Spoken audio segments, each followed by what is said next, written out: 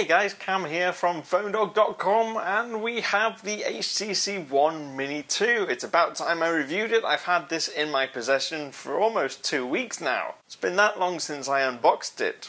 And I've had just about enough time with it to get my full opinion on all the features and the performance of what this phone is like to use in daily use. But before I get into that, let's thank our friends at Best Buy Mobile. They often supply us with devices to give away in our One Port Bandit giveaway, which is pretty fantastic, and the company is great at making sure that you have your device set up and ready to go before you leave the store if you want them to. Now, the HTC One Mini 2 is essentially a smaller version of the HTC One M8. At least it is when it comes to looks. The design is very similar. It has the same metal or brushed gunmetal grey finish on the back. The differences that you'll see are mostly in the materials and the quantities of those materials.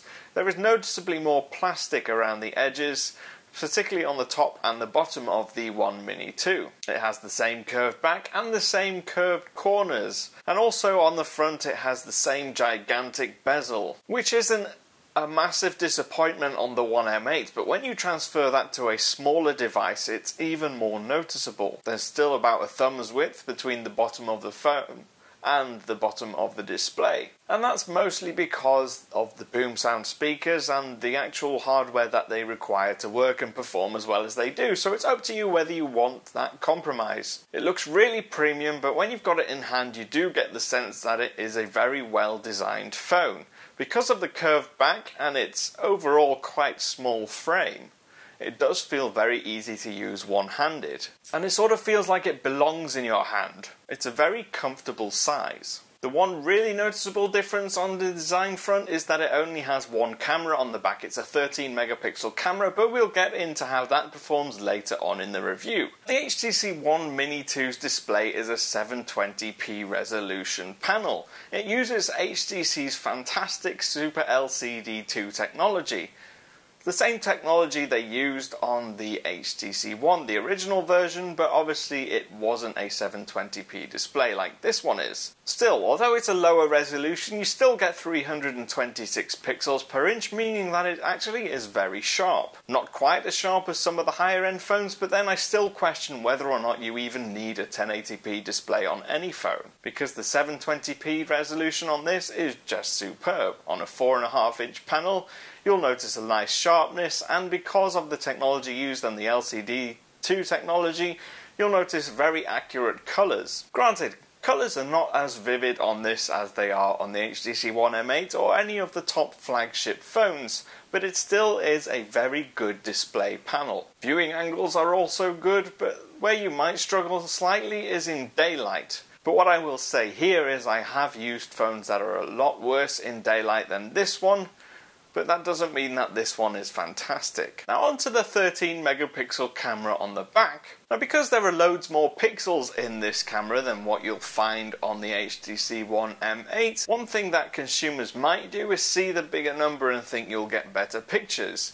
I was wary of that when I went out to test it, but still I was very surprised at the quality. You do get some fantastic results in daylight. This camera sometimes struggles to focus, especially when your object is close up or quite small, but I found that with a lot of mobile phone cameras. It's not alone in that. What's great about the HTC One Mini 2 is you get some really fantastic manual controls. You can adjust the exposure, you can adjust the white balance, you can even add an HDR effect on there, so when you've got really bright light and dark shadows, it sort of balances it out and makes sure you still get some good colour. Like I said, I have found that you do get decent results. In low light you don't get amazing results, but they're not terrible. There was some noticeable noise, but what I really liked about this camera was that it does produce some really nice depth of field, so if you focus on something that's really close up, you do get a really nice blurred background effect, and that's without any fancy added features that you find on some of the higher end phones. Shutter speed is noticeably slower than the HTC One M8, but most phones are. You have maybe about half a second delay between when you actually press the shutter button and when the actual preview image shows up in the gallery. But regardless, it's a great camera and it's certainly not poor enough to stop you from wanting to buy this phone. If you like good photos, you can still get them with the HTC One Mini 2. So not much of a compromise there. And it also films in 1080p full resolution video. Because it's an HTC device and it's not a Google Play Edition or a stock Android version, you do get HTC's latest version of Sense. That includes the reworked version of Blink Feed, which is really fast and fluid,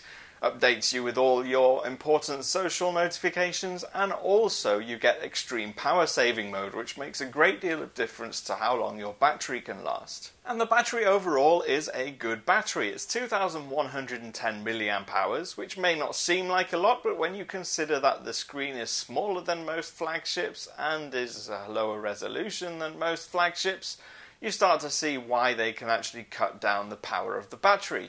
And in most cases, I would say that you can get at least a day's use, even with regular to high usage. With extreme power saving mode on, when it gets to about 15%, you can even push it up to about 2 days. So there's nothing really to complain about here. And as we go and look onto performance, again we see that not very many compromises for choosing this smaller phone. Like many new mid-range phones, this is equipped with a Snapdragon 400 quad-core processor. It's one of the newer versions with the Cortex A7 infrastructure, and that actually makes a really good experience. It handles most tasks quite easily. There is some lag here and there, but not anything that I haven't seen on a major flagship phone with a much more powerful processor. Switching apps is smooth, browsing the web is smooth and fluid, you don't really see any noticeable waiting times unless you load up a game with particularly intense graphics.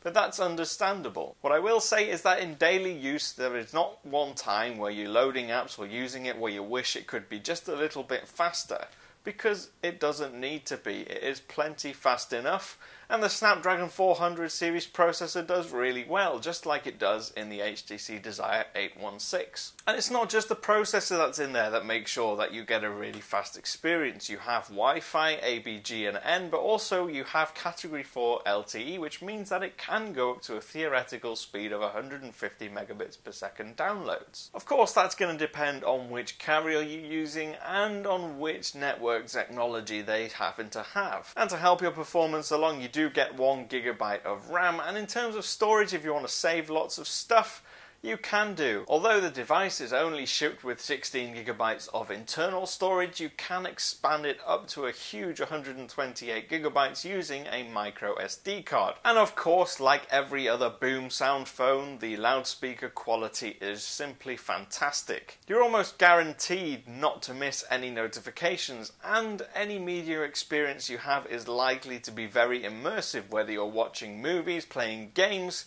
or catching up on any kind of content. It is a great experience and one that I have enjoyed. The only real downside for me from a personal standpoint is the size of the phone. I would rather have a bigger screen.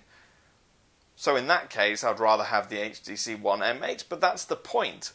If you want an HTC One M8, but actually it's too big for you, or you can't quite afford it, it's a little bit too expensive, then the HTC One Mini 2 is about as close as you're going to get. It is a fantastic phone, but all in all, the HTC One Mini 2 is a worthy mid-range device. Certainly something you should consider if you're in the market for one. I'm at PhoneDog_Cam on Twitter. You can ask me any questions on there or use the comments below, and I will see you again soon.